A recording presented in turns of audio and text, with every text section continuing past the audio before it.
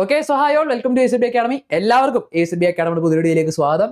So വളരെ പ്രധാനപ്പെട്ട ഒരു കാര്യം, നമ്മുടെ കമ്പനി ബോർഡ് എൻജേഴ്സിന് പ്രിപ്പയർ ചെയ്യുന്ന ഉദ്യോഗാർത്ഥികളാണ് നിങ്ങളെന്നുണ്ടെങ്കിൽ നിങ്ങൾ എല്ലാവരും ഏറ്റവും അധികം കേൾക്കുന്ന ഒരു കാര്യം ഉണ്ടായിരിക്കും അല്ലെ. എക്സാമിന് നല്ല അടിപൊളിയായിട്ട് നിങ്ങൾ പ്രിപ്പയർ ചെയ്യാണ്, ഫുൾ ഫ്ലെഡ്ജിലെല്ലാം സിലബസ് എല്ലാം കവർ ചെയ്യാൻ നിങ്ങൾ സ്റ്റാർട്ട് ചെയ്ത് കഴിഞ്ഞു, എല്ലാ എക്സാംസിനും പഠിക്കുന്നുണ്ട്, ഒരു കുഴപ്പമില്ല, പ്രശ്നങ്ങളൊന്നുമില്ല.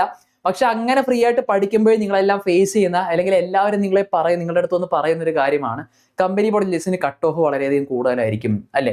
ഈ പറയുന്ന ഇത്രയും ആപ്ലിക്കൻസ് വരുന്നതുകൊണ്ട് തന്നെ കട്ട് ഓഫ് വളരെ കൂടാൻ ചാൻസ് ഉണ്ട്. 85+ കൂടാൻ ചാൻസ് ഉണ്ട്, അല്ലെങ്കിൽ ഏറ്റവും കൂടുതൽ കട്ട് ഓഫ് വരുന്ന ഒരു എക്സാം തന്നെയാണ് നിൽക്കുമ്പോൾ 90 റേഞ്ച് ഒക്കെ വരാനുള്ള സാധ്യത ഉണ്ട് എന്നൊക്കെ പലരും വന്നിട്ട് നിങ്ങളോട് പറയാറുണ്ട് അല്ലെ. അപ്പോൾ ഓൾറെഡി കഴിഞ്ഞ ദിവസം നമ്മളൊരു വീഡിയോ പോകുന്ന സമയത്താണെങ്കിൽ പോലും നമ്മൾ എല്ലാവരും കട്ട് ഓഫിന്റെ കാര്യങ്ങളെല്ലാം പറയുമ്പോൾ കമന്റിലാണെങ്കിലും അല്ലാതെ ആണെങ്കിലും ഒരുപാട് ആളുകൾ പറയുന്നുണ്ട് കട്ട് ഓഫ് ഒരുപാട് വരാനുള്ള ചാൻസ് ഉണ്ട്, കോമ്പറ്റീഷൻ കൂടുതലാണ്, അല്ലെങ്കിൽ 90+ ഒക്കെ പോകുന്നുള്ള കാര്യമൊക്കെ ഒരുപാട് പേര് പറയാറുണ്ട് അല്ലെ. അപ്പൊ 85+ അല്ലെങ്കിൽ 90+ എന്നൊക്കെ ഉള്ളത് കമ്പനി ബോർഡ് ലിസ്റ്റിൽ വരാൻ സാധ്യതയുള്ള ഒരു കട്ട് ഓഫ് ആണോ? അങ്ങനെയാണെങ്കിൽ അത് എങ്ങനെയാണ് നമ്മുടെ പ്രിപ്പറേഷൻ, അത് എങ്ങനെ മാറ്റണം, അതൊക്കെയാണ് ഈ ഒരു വീഡിയോയിൽ നമ്മൾ ഡിസ്കസ് ചെയ്യാനായിട്ട് പോകുന്നത്. അപ്പൊ കട്ട് ഓഫ് എത്ര വരും എന്നുള്ള കാര്യത്തിൽ നിങ്ങൾ പേടിക്കേണ്ട കാര്യമില്ല. ആദ്യം തന്നെ ഞാൻ പറയുന്ന പോലെ ഏതൊരു കട്ട് ഓഫ് അല്ലെങ്കിൽ എല്ലാം നിൽക്കുന്നതിന് മുമ്പ് നിങ്ങളുടെ പ്രിപ്പറേഷൻസ് നിങ്ങൾ നല്ല രീതിയിൽ മുന്നോട്ട് കൊണ്ടുപോകുക എന്നുള്ളതാണ് ഏറ്റവും പ്രധാനം അല്ലെ. അപ്പോൾ ഓൾറെഡി കുറെ പേര് നിങ്ങൾ പ്രിപ്പറേഷൻ സ്റ്റാർട്ട് ചെയ്തതാണ്. ഇൻ കേസ് നിങ്ങൾ ഒരു പ്രിപ്പറേഷൻ സ്റ്റാർട്ട് ചെയ്തിട്ടില്ല എന്നുണ്ടെങ്കിലും, അതുപോലെ ഇതുവരെയുള്ള പ്രിപ്പറേഷൻസ് നിങ്ങൾ സാറ്റിസ്ഫൈഡ് അല്ല എന്നുണ്ടെങ്കിലും, നിങ്ങൾക്ക് വേണ്ടിയുള്ള ഒരു 150 ഡേയ്സിന്റെ കംപ്ലീറ്റ് പാക്കേജുമായിട്ട് വരുന്ന നമ്മുടെ ഒരു കോഴ്സാണ് നമ്മുടെ പ്രയാണം ബാച്ച്, നമ്മുടെ 3-in-1 ബാച്ച് എന്ന് പറയുന്നത്.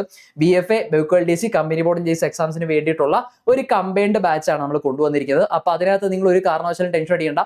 നിങ്ങളുടെ പ്രിപ്പറേഷൻസിന് വേണ്ട എല്ലാ അസിസ്റ്റൻസും പ്രൊവൈഡ് ചെയ്യാൻ വേണ്ടിയിട്ട് തന്നെയാണ് നമ്മൾ ഈ ഒരു ബാച്ച് സ്റ്റാർട്ട് ചെയ്തിരിക്കുന്നത്. സോ ഇതുവരെ പഠിച്ചു തുടങ്ങിയിട്ടില്ല, അല്ലെങ്കിൽ എങ്ങനെ പഠിക്കണം എന്നുള്ള ഐഡിയ ഇല്ല, ഇങ്ങനത്തെ എന്ത് പ്രശ്നങ്ങൾ നിങ്ങൾക്ക് ഉണ്ട് എന്നുണ്ടെങ്കിലും എത്രയും വേഗം സ്ക്രോളിൽ കാണുന്ന നമ്പറിലേക്ക് കോൺടാക്ട് ചെയ്താൽ നിങ്ങൾക്ക് അഡ്മിഷൻസ് എടുത്തിട്ട് എത്രയും വേഗം നിങ്ങളുടെ പ്രിപ്പറേഷൻ സ്റ്റാർട്ട് ചെയ്യാവുന്നതാണ്. ഓക്കെ, അപ്പൊ നമുക്ക് കാര്യത്തിലേക്ക് വരാം. അപ്പൊ എല്ലാവരും നിങ്ങൾ ഫേസ് ചെയ്യുന്ന ഒരു കാര്യം ഓൾറെഡി അറിയാം. എന്തുകൊണ്ട് നമ്മൾ കമ്പനി ബോർഡ് എൽജിസിന് ഇത്രയധികം കട്ട് ഓഫ് വരും എന്നൊരു റൂമർ വരാനുള്ള സാധ്യത എന്താണെന്ന് ചോദിച്ചാൽ, ഓൾറെഡി ലാസ്റ്റ് ഇയറിലെ കട്ട് ഓഫ് നോക്കിയാൽ നിങ്ങൾക്ക് അറിയാം 76.67 ആണ് കഴിഞ്ഞ വർഷത്തെ മെയിൻ ലിസ്റ്റിലേക്ക് വന്നിരിക്കുന്ന കട്ട് ഓഫ് എന്ന് പറയുന്നത്. എത്രയാണ്? 76.67 ആണ് അല്ലെ. ഓൾറെഡി നമുക്കറിയാം 10th ലെവൽ നമുക്ക് എന്ത് നടക്കും, ഒരു കോമൺ പ്രിലിംസ് ആദ്യം നമുക്ക് നടക്കും.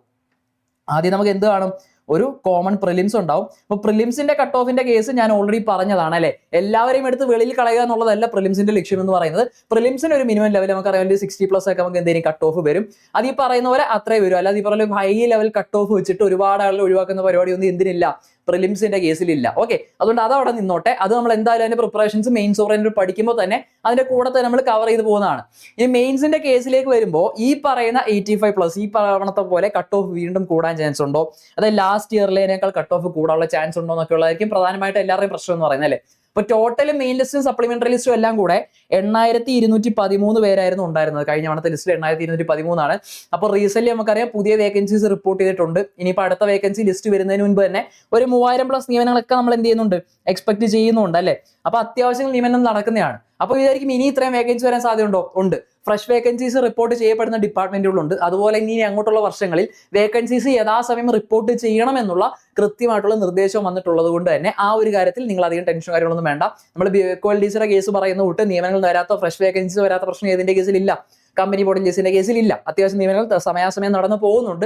അത് തന്നെയാണ് കമ്പനി ബോർഡ് എൽജിസിനെ കമ്പനി ബോർഡ് അസിസ്റ്റന്റിനെ ആണെന്നുണ്ടെങ്കിലും ഏറ്റവും ഒരു ഫേവറേറ്റ് ആക്കുന്നതും അല്ലെങ്കിൽ മറ്റു പോസ്റ്റിൽ നിന്ന് വ്യത്യസ്തമാക്കുന്നതും ആ ഒരു ഫീച്ചർ തന്നെയാണ്. ഓക്കെ, അപ്പോൾ ആ ഒരു കാര്യം അവിടെ നിൽക്കട്ടെ. ഇനി കട്ട് ഓഫിന്റെ കേസ് നിങ്ങൾ പറയുന്ന 76.67 ഇത്തവണ അതിൽ കൂടുമെന്ന് പറയുമ്പോൾ എപ്പോഴും ഞാൻ പറയുന്ന ഒരു കാര്യമാണ്, കട്ട് ഓഫിനെ ഇൻഫ്ലുവൻസ് ചെയ്യുന്ന പ്രധാനമായിട്ടും 3 കാര്യങ്ങളാണ് അല്ലെ. ഒന്ന്, ആപ്ലിക്കൻസിന്റെ എണ്ണം കൂടുതലാണോ ഇല്ലയോ എന്നുള്ളത്. ആപ്ലിക്കൻസിന്റെ എണ്ണം ഒരു പ്രധാനപ്പെട്ട ഫാക്ടറാണ്. രണ്ടാമത്തെ കാര്യമാണ് ആ വരുന്ന ആപ്ലിക്കൻസിന് അവർക്ക് അത്രയും പ്രൊപ്പോർഷനേറ്റ് ആയിട്ടുള്ള വേക്കൻസീസ് റിപ്പോർട്ട് ചെയ്യപ്പെടുന്ന ഒരു പോസ്റ്റ് ആണോ എന്നുള്ളത് എന്താണ്, വളരെ പ്രധാനപ്പെട്ട ഒരു കാര്യമാണ് അല്ലെ. അപ്പൊ അത് 2 കാര്യങ്ങൾ. പിന്നെ വരുന്ന ഒരു കാര്യമാണ് എക്സാമിന്റെ ഡിഫിക്കൽട്ടി ലെവൽ എന്ന് പറയുന്നത് അല്ലെ. എക്സാം എളുപ്പമാകും തോറും എന്ത് ചെയ്തുകൊണ്ടേയിരിക്കും, കട്ട് ഓഫ് അവിടെ കൂടിക്കൊണ്ടേയിരിക്കും അല്ലെ. കട്ട് ഓഫ് അവിടെ കൂടാനുള്ള ചാൻസസ് കൂടുതലാണ്. ഇനി കമ്പനി ബോർഡ് എൻജേഴ്സിന്റെ കേസിൽ ഈ ഹൈ കട്ട് ഓഫ് വരുന്നതിന് മറ്റൊരു പ്രധാനപ്പെട്ട കാര്യമുണ്ട്. എന്തുകൊണ്ട് നോർമൽ എൽജിഎസിനെ കമ്പയർ ചെയ്ത് നോക്കുമ്പോൾ കട്ട് ഓഫിൽ ഇത്രയും ഒരു ഹൈക്ക് വരുന്നുണ്ടോ എന്ന് ചോദിച്ചാൽ, നമുക്ക് അറിയാവുന്ന പോലെ തന്നെ ഡിഗ്രി ഹോൾഡേഴ്സിന് എന്ത് ചെയ്യാൻ പറ്റുന്നുണ്ട്, എക്സാം എഴുതാനായിട്ട് പറ്റുന്നുണ്ട്. ഡിഗ്രി ഹോൾഡേഴ്സിന് എന്ത് ചെയ്യുന്നുണ്ട്, എക്സാം എഴുതാനായിട്ട് പറ്റുന്നുണ്ട് അല്ലെ. അപ്പോൾ ഡിഗ്രി ഹോൾഡേഴ്സ് എക്സാം എഴുതുന്നത് കൊണ്ട് തന്നെ ക്വസ്റ്റ്യന്റെ ലെവൽ അതിനനുസരിച്ച് മാറ്റുക എന്നുള്ളത് എന്തല്ല പോസിബിൾ ആയിട്ടുള്ള ഒരു കാര്യമല്ല. കാരണം ഒരു 7th ലെവൽ എക്സാം ആണെന്നുള്ളതുകൊണ്ട്, ഗ്രാജുവേറ്റ്സിനും എഴുതാൻ പറ്റുന്നതാണെന്നുള്ളതുകൊണ്ട് ക്വസ്റ്റ്യൻ ലെവൽ എന്ത് ചെയ്യാൻ പറ്റില്ല, ഡിഫിക്കൽട്ടി ലെവൽ ഒരുപാട് അങ്ങ് കൂട്ടാൻ ഏതിന്റെ കേസിൽ പറ്റില്ല, കമ്പനി ബോർഡ് എൽജിസിന്റെ കേസിൽ പറ്റുന്നില്ല. അപ്പൊ അതുകൊണ്ട് അവർക്ക് ആകെ ഒരു ബാരിയർ സെറ്റ് ചെയ്യാൻ പറ്റുന്നതെന്ന് പറയുന്നത് എന്താണ്, കട്ട് ഓഫിന്റെ കേസിലാണ്. കട്ട് ഓഫ് കുറച്ചും കൂടി ഉയർത്തുക എന്നുള്ളത് മാത്രമാണ് അവർ കേസിൽ ചെയ്യാൻ പറ്റുന്നത് അല്ലെ. കാരണം 7th ലെവൽ എക്സാം ആയതുകൊണ്ട് ഒരിക്കലും ഡിഗ്രി ലെവൽ ക്വസ്റ്റ്യൻസോ അല്ലെങ്കിൽ ആ രീതിയിലേക്ക് പോകാനായിട്ട് പറ്റില്ല. അപ്പൊ അതുകൊണ്ടാണ് ഞാൻ പറയുന്നത് ഇതിനകത്ത് ഓരോന്നായിട്ട് നമുക്ക് അനലൈസ് ചെയ്യാം. ആദ്യം ഞാൻ പറഞ്ഞ കേസ് ആപ്ലിക്കൻസിന്റെ എണ്ണം അല്ലെ, നമ്പർ ഓഫ് ആപ്ലിക്കൻസ് ഒരു ഇമ്പോർട്ടന്റ് ഫാക്ടർ ആണ്. അപ്പൊ ഇവിടെ നിങ്ങൾ ശ്രദ്ധിക്കേണ്ട കാര്യം, ആപ്ലിക്കൻസിന്റെ എണ്ണം എന്ന് പറയുന്നത് ഓൾറെഡി നമുക്കറിയാം കഴിഞ്ഞ വർഷത്തെ അപേക്ഷിച്ച് നോക്കുമ്പോൾ, അല്ലെങ്കിൽ നമ്മൾ പ്രതീക്ഷിച്ച അത്രയും ആപ്ലിക്കൻസിന്റെ എണ്ണം ഏതിന് വന്നിട്ടില്ല, കമ്പനി ബോർഡ് എൽജിഎസിന്റെ കേസിൽ വന്നിട്ടില്ല. പൊതുവെ ഈ വർഷം വന്ന നോട്ടിഫിക്കേഷൻ വന്ന പോസ്റ്റുകളിലെല്ലാം കമ്പയർഡ് ടു പ്രീവിയസ് ഇയേഴ്സ് ആപ്ലിക്കൻസിന്റെ എണ്ണം കുറവാണെന്നുള്ള നമുക്കറിയാം അല്ലെ. കമ്പനി ബോർഡ് എൽജിഎസിന്റെ കേസിലും മറ്റേ കമ്പനിയുടെ അസിസ്റ്റന്റ് അത്ര വലിയൊരു ഇടിവോ കാര്യങ്ങളോ വന്നിട്ടില്ല എങ്കിൽ പോലും ആപ്ലിക്കൻസിന്റെ എണ്ണത്തിൽ ചെറിയൊരു കുറവ് വന്നിട്ടുണ്ട് എന്നുള്ളത് കൊണ്ട് തന്നെ അതൊരു പോസിറ്റീവ് സൈൻ ആണ്. കട്ട് ഓഫിന്റെ കേസ് നോക്കുകയാണെന്നുണ്ടെങ്കിൽ അതെന്താണ്, അതൊരു പോസിറ്റീവ് സൈൻ ആണ്. സോ ഒന്നാമത്തെ കാര്യം നമുക്ക് എന്താണ്, അനുകൂലമാണ്. അത് നമുക്ക് ഓൾറെഡി എന്ത് ചെയ്യാനായിട്ട് പറ്റും, പറയാനായിട്ട് പറ്റും. പിന്നെ സെക്കൻഡ് കേസ് ഞാൻ പറഞ്ഞു, അവിടെ നിയമനങ്ങൾ നടക്കുന്നുണ്ടോ എന്നുള്ളതാണ്. പ്രൊപ്പോർഷണേറ്റ് ആയിട്ടുള്ള നിയമനങ്ങൾ നടക്കുമോ എന്നുള്ളത് ഞാൻ പറഞ്ഞല്ലോ. ഫ്രഷ് വേക്കൻസീസ് റിപ്പോർട്ട് ചെയ്യപ്പെടുന്ന ഒരു കാറ്റഗറി ആയതുകൊണ്ട് തന്നെ നിയമനങ്ങൾ നടക്കാനുള്ള സാധ്യത കൂടുതലാണ്. കമ്പയർഡ് ടു അതർ പോസ്റ്റ് ഈ പറയുന്ന പോലെ നിയമനങ്ങൾ കൂടുതലായിട്ട് നടക്കും എന്നുള്ളത് കൊണ്ട് തന്നെയാണ് കമ്പനി ബോർഡ് എൽജിഎസിന് എന്ത് ചെയ്യുന്നത്, അവിടെ നമ്മൾ കൂടുതലായിട്ട് അപ്ലൈ ചെയ്യുന്നത്. അപ്പോൾ നിയമനങ്ങൾ കൂടുതൽ നടക്കും എന്നുള്ളത് കൊണ്ടും കട്ട് ഓഫ് അതിന്റെ പേരിൽ എന്ത് ചെയ്യേണ്ടി വരില്ല, ഒരുപാട് കൂട്ടേണ്ടി വരത്തില്ല. പിന്നെ ഏത് കേസിലാണ് ഈ കട്ട് ഓഫ്, അപ്പൊ നിങ്ങൾ ഒരിക്കലും ഇതിൽ കുറയാൻ സാധ്യതയുണ്ടോ, ഒരിക്കലും ഇല്ല. 75+ എന്നുള്ളത് എന്തൊക്കെയാണെന്നുണ്ടെങ്കിൽ നിങ്ങൾക്ക് ഈ പറഞ്ഞ കമ്പനി ബോർഡ് എൽജിഎസിന്റെ കേസിൽ ഒരു ഉറപ്പായിട്ടും വരുന്ന ഒരു കട്ട് ഓഫ് തന്നെയാണെന്നുള്ള കാര്യം എന്ത് ചെയ്യുക, നോട്ട് ചെയ്യുക. 75+ എന്നുള്ളത് ഷുവർ ആണ്. ഓക്കെ, പിന്നെ അത് 80+ പോകാൻ ചാൻസ് ഉണ്ടോ എന്ന് ചോദിച്ചാൽ ഞാൻ പറഞ്ഞു, ഇനി അത് നമുക്ക് പറയാൻ പറ്റണമെന്നുണ്ടെങ്കിൽ ഉറപ്പായിട്ടും എന്ത് നടക്കണം, എക്സാമിന്റെ ഡിഫിക്കൽട്ടി ലെവൽ ആയിരിക്കും ഇനി അതിനെ നിയന്ത്രിക്കുക. കാരണം ഞാൻ പറഞ്ഞല്ലോ ഭയങ്കര ഒരു വ്യത്യാസം വരുത്തില്ല എന്ന് ഞാൻ പറയാനായിട്ട് കാരണം ഈ പറയുന്ന മറ്റൊന്നുമല്ല, ആപ്ലിക്കൻസിന്റെ എണ്ണത്തിലും അല്ലെങ്കിൽ നിയമനങ്ങളുടെ കേസിലും വലിയ വ്യത്യാസങ്ങൾ ഉണ്ടാകുന്നതുകൊണ്ട് തന്നെ ഇടുപിടി എന്ന് പറഞ്ഞാൽ അത്രയും വലിയൊരു ഇൻക്രീസ് എന്തിന്റെ കാര്യത്തിൽ ഉണ്ടാകണ്ട, അത്രയും വലിയൊരു ഹൈക്ക് മാർക്കിന്റെ കട്ട് ഓഫിന്റെ കേസിൽ ഉണ്ടാക്കേണ്ട കാര്യം കമ്പനി ബോർഡ് എൽജിഎസിന്റെ കേസിലില്ല.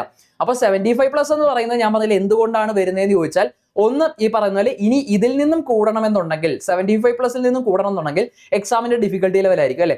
എക്സാം വളരെ എളുപ്പമായിട്ടാണ് നടത്തുന്നുണ്ടെങ്കിൽ കമ്പനി ബോർഡ് എൽജിഎസിന്റെ കേസിൽ നിങ്ങൾ എപ്പോഴും മനസ്സിലാക്കേണ്ട ഒരു കാര്യം, നിങ്ങൾ പറയേണ്ട ക്വസ്റ്റിന്റെ ഡിഫിക്കൽട്ടി ലെവൽ എന്ന് പറയുന്നത് നല്ല രീതിയിൽ പ്രിപ്പയർ ചെയ്ത് റിവിഷൻ കണ്ടക്ട് ചെയ്യുന്ന ഒരാൾക്ക് ഈ 75 എന്ന് കേൾക്കുമ്പോൾ നമ്മൾ എന്തോ വലിയ കാര്യമാണെന്ന് വിചാരിക്കും, അല്ലെങ്കിൽ വലിയ പ്രയാസമാണെന്ന് വിചാരിക്കും. പക്ഷെ ഞാൻ എപ്പോഴും പറയുന്ന ഒരു കാര്യമാണ്, കമ്പനി ബോർഡ് എൽജിഎസ് എക്സാംസിന്റെ ക്വസ്റ്റ്യൻസിന്റെ ഡിഫിക്കൽട്ടി ലെവൽ വെച്ചിട്ട് നല്ല രീതിയിൽ സിലബസ് കവർ ചെയ്ത് റിവിഷൻ കംപ്ലീറ്റ് ചെയ്യുന്ന ഏതൊരാൾക്കും ഈസി ആയിട്ട് അച്ചീവ് ചെയ്യാൻ പറ്റുന്ന ഒരു കട്ട് ഓഫ് തന്നെയാണ് ഈ 76-75+ റേഞ്ച് എന്നൊക്കെ പറയുന്നത്. അതിനകത്ത് ഒരു കൺഫ്യൂഷനോ കാര്യങ്ങളോ ഒന്നും വേണ്ട.